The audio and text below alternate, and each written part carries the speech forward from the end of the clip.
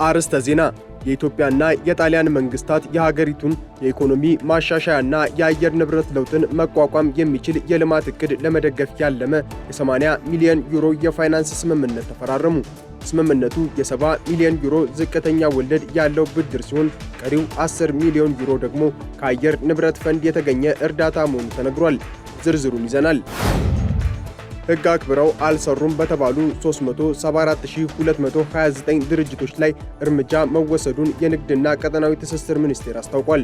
ቁጥጥር ከተደረገባቸው ድርጅቶች መካከል 13 በመቶ በሚሆኑት ላይ የተለያየ ደረጃ የሚጠቀስ ሕጋዊ እርምጃ እንደተወሰደባቸው ሚኒስቴሩ ገልጿል። ተሰሙታላችሁ።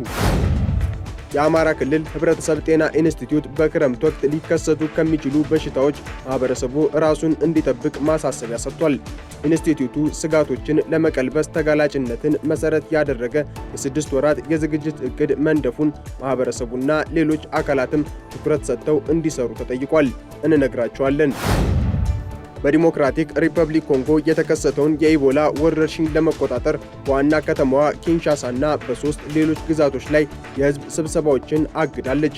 ይሁን እንጂ ተቃዋሚ ፓርቲዎች እገዳው ፖለቲካዊ ዓላማ ያለው ነው በማለት እየተቹ ይገኛሉ። ከውጪ ቀዳሚ ያደረግነው መረጃ ነው።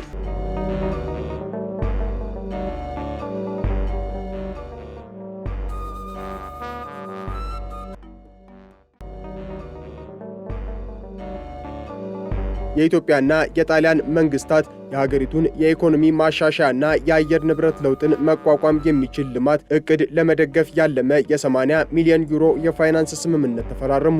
ስምምነቱን የገንዘብ ሚኒስትሩ አህመድ ሺዴና በኢትዮጵያ የጣሊያን አምባሳደር ሴም ፋብሪዚ ተፈራርመዋል።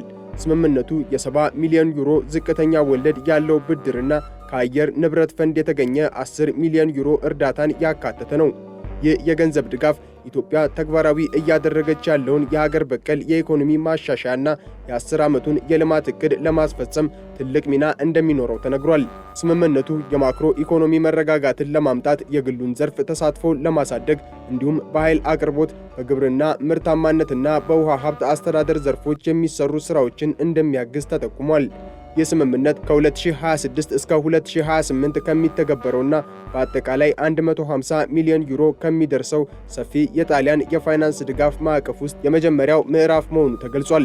በፊርማ ስነ ስርዓቱ ላይ ንግግር ያደረጉት አቶ አህመድ ሺዴ ድጋፉ ኢትዮጵያ የጀመረችውን መዋቅራዊ ለውጥ ለማስቀጠል ወሳኝ መሆኑን ሲገልጹ፣ አምባሳደር ሴም ፋብሪዚ በበኩላቸው ስምምነቱ ጣሊያን ለኢትዮጵያ ሕዝብ ያላትን ጠንካራ አጋርነት በተጨባጭ የሚያሳይ መሆኑን መናገራቸውን ገንዘብ ሚኒስቴር አስታውቋል።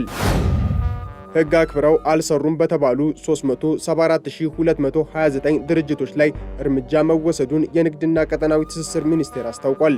ሚኒስቴሩ በ2,891,430 የንግድ ድርጅቶች ላይ ቁጥጥር ማድረጉን የገለጸ ሲሆን በቁጥጥሩ ወቅት ሕግ መጣሳቸው በተረጋገጠባቸውና ቁጥጥር ከተደረገባቸው ድርጅቶች መካከል 13 በመቶ በሚሆኑት ላይ በተለያየ ደረጃ የሚጠቀስ ሕጋዊ እርምጃ እንደተወሰደባቸው ገልጿል።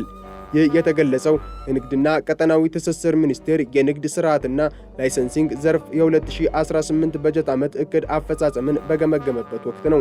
ሚኒስትር ዴታው ዶክተር አብዱል ሐኪም ሙሉ በበጀት ዓመቱ 3.42 ሚሊዮን የንግድ ምዝገባና የፈቃድ አገልግሎቶችን በኦንላይን መሰጠታቸውን ገልጿል። በበጀት ዓመቱ ወደ ሥራ የገቡ 804 ገበያዎችን ጨምሮ የቅዳሜና እሁድ ገበያዎች 2365 መድረሳቸውም ተነግሯል። የአማራ ክልል ህብረተሰብ ጤና ኢንስቲትዩት ማህበረሰቡ በክረምት ወቅት ሊከሰቱ ከሚችሉ በሽታዎች ራሱን እንዲጠብቅ ማሳሰቢያ ሰጥቷል። ኢንስቲትዩቱ ስጋቶችን ለመቀልበስ ተጋላጭነትን መሰረት ያደረገ የ6 ወራት የዝግጁነት ዕቅድ መንደፉን የገለጸ ሲሆን ማህበረሰቡና ሌሎች አካላትም ትኩረት ሰጥተው እንዲሰሩ ጠይቋል። የኢንስቲትዩቱ ዋና ዳይሬክተር በላይ በዛብህ የክልሉ ትልቁ ስጋትና ፈተና የወባ በሽታ መሆኑን ተናግረዋል።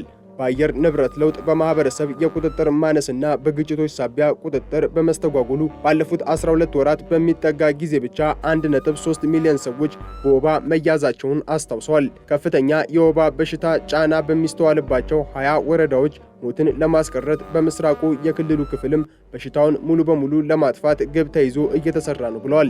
ኮሌራና የውሃ ወለድ በሽታዎችም በጎርፍ፣ ንጹህ ውሃ እጥረት ባለባቸው አካባቢዎች፣ በተፈናቃይ መጠለያዎችና ሰዎች በሚበዙባቸው ስፍራዎች በቀላሉ ሊሰራጩ ስለሚችሉ ከፍተኛ ጥንቃቄ እንዲደረግ አሳስቧል ሲል አሚኮ ዘግቧል። ሳይንስ፣ ቴክኖሎጂ፣ ኢንጂነሪንግና ሂሳብን ላቀፈው የስቴም ትምህርት ትኩረት ሊሰጥ እንደሚገባ ተመላክቷል። ዘመኑ የሚጠይቀው የእውቀት ደረጃ ላይ ለመድረስ ከመደበኛው የትምህርት ስርዓት በተጨማሪ ስቲም አስፈላጊ ትምህርት መሆኑን የገለጹት የስቴም ፎር ኪድስ መስራች ኤርሚያስ ኃይለማርያም በቴክኖሎጂው ዘርፍ ከዘመኑ ጋር መራመድ የሚችሉ ተማሪዎችን ማብቃት እንደሚቻል ጠቁመዋል። ተቋማቸው በሺዎች የሚቆጠሩ ተማሪዎችን በተለያየ መንገድ እያስተማረ መሆኑን የገለጹት አቶ ኤርሚያስ ወላጆች ልጆቻቸው መሰል ትምህርቶችን እንዲያገኙ ሊያደርጉ እንደሚገባ ጠቁመዋል። የክረምት ወራትን በመሰል ትምህርቶች ማሳለፍ እንደሚገባም ጠቁመዋል። ስቴም ፎር ኪድስ በ2018 ዓ.ም በተለያዩ ትምህርት ቤቶችና የስልጠና ማዕከላት የኮዲንግ፣ ሮቦቲክስ እና ኢንጂነሪንግ ስልጠና ለወሰዱ ተማሪዎች ያዘጋጀው የዓመቱ መዝጊያ የስቴም ውድድር ተካሂዷል። በዲሞክራቲክ ሪፐብሊክ ኮንጎ የተከሰተውን የኢቦላ ወረርሽኝ ለመቆጣጠር በዋና ከተማዋ ኪንሻሳና በ3 ሌሎች ግዛቶች ላይ የህዝብ ስብሰባዎች መታገዳቸው ተነገረ። ተቃዋሚ ፓርቲዎች እገዳው ፖለቲካዊ ዓላማ ያለው ነው በማለት እየተቹም ይገኛሉ። ውሳኔው ፕሬዝዳንት ፌሊክስ ቲሺሴዲኬ ለሶስተኛ የስልጣን ዘመን እንዲወዳደሩ ያስችላቸዋል የተባለውን ህገ መንግስታዊ ማሻሻያ ለመቃወም ከ2 ቀናት በኋላ እንዲካሄድ የታቀደውን ሰልፍ ለማደናቀፍ የታለመ ነው ሲሉ ተቃዋሚዎቹ ቅሬታቸውን ገልጸዋል። የሀገር ውስጥ ጉዳይ ሚኒስትሩ በበኩላቸው እገዳው ወረርሽኙ ወደ ኪንሻሳ እንዳይዛመት ለመከላከል የተደረገ ጥንቃቄ መሆኑን ገልጸዋል። ቀደም ሲል ሰኔ ወር ላይ በተደረገ ተቃውሞ በፖሊስና በሰልፈኞች መካከል በተፈጠረ ግጭት የአንድ ሰው ሕይወት ማለፉ ይታወሳል። በተጨማሪም በአማጽያን ቁጥጥር ስር የምትገኘው ጎማ ከተማ በኢቦላ ስጋት ምክንያት ስፖርታዊ ድጋፎችን ጨምሮ ማንኛውንም አይነት ስብሰባዎችን ማገዷን ሮይተርስ ዘግቧል። በምስራቃዊ የአገሪቱ ክፍል የተከሰተው ወረርሽኝ እስካሁን የ360 ሰዎች ሕይወትን ሲቀጥፍ 1274 ሰዎችን ተጠቂ ማድረጉን የአገሪቱ ባለስልጣናት ገልጸዋል። የሩሲያ ጦር በዩክሬን የተለያዩ ከተሞች ላይ በፈጸመው ተከታታይ የሚሳኤልና የሰው አልባ አውሮፕላን ጥቃት የ12 ሰዎች ሕይወት ማለፉና 40 ሰዎችም ጉዳት ማስተናገዳቸው ተገለጸ። የዩክሬኑ ፕሬዝዳንት ቮሎዶሚር ዜሌንስኪ በዕለቱ የተፈጸመውን ይህንን ድርጊት እጅግ አሰቃቂ ጥቃት ሲሉ በጽኑ ኮንነውታል።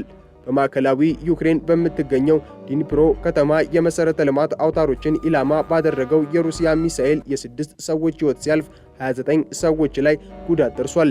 በደቡባዊ ዛፖሮጂያ ከተማ ደግሞ ተሳፋሪዎችን የጫነ አንድ የሕዝብ ማመላለሻ ሚኒባስ በድሮን ተመቶ አንድ ሕፃንን ጨምሮ የ3 ሰዎች ሕይወት አልፏል። በሱሚና በካርኪቭ ክልሎች በተፈጸሙ ተመሳሳይ የአየር ላይ ጥቃቶች የሰው ሕይወት መጥፋቱን የአካባቢው ባለስልጣናት አረጋግጠዋል። እነዚህን ከባድ ጥቃቶች ተከትሎ በ8 የዩክሬን ክልሎች ውስጥ የኤሌክትሪክ ኃይል አቅርቦት ሙሉ በሙሉ መቋረጡን የሀገሪቱ የኃይል አስተዳዳሪ ተቋም አስታውቋል። የዜጎችን ሕይወት ለመታደግ ፕሬዝዳንት ዜሌንስኪ አውሮፓውያን አጋሮቻቸው የጸረ ባለስቲክ አቅምን ጨምሮ የራሳቸውን ዘመናዊ የአየር መከላከያ ስርዓቶችና ሚሳኤሎች በስፋት እንዲያቀርቡላቸው ጥሪ ማቅረባቸውን አሶሺየትድ ፕሬስ ዘግቧል።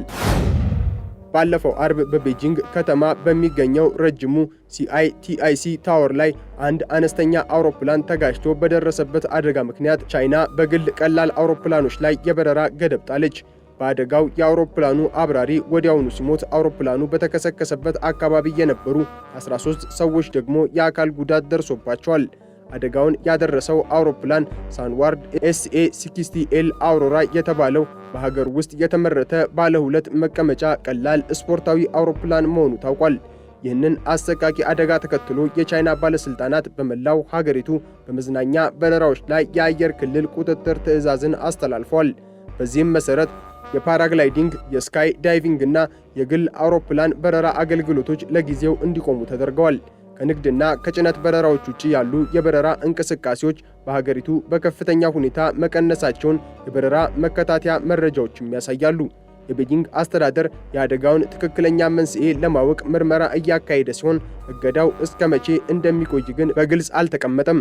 ከዚህ ቀደምም በቤጂንግ ከተማ ሰው አልባ አውሮፕላኖች በአብዛኛው የከተማው ክፍል እንዳይበሩ የሚከለክል ጥብቅ የሆነ ሕግ መውጣቱን አስታውሶ የዘገበው አናዶሉ ነው።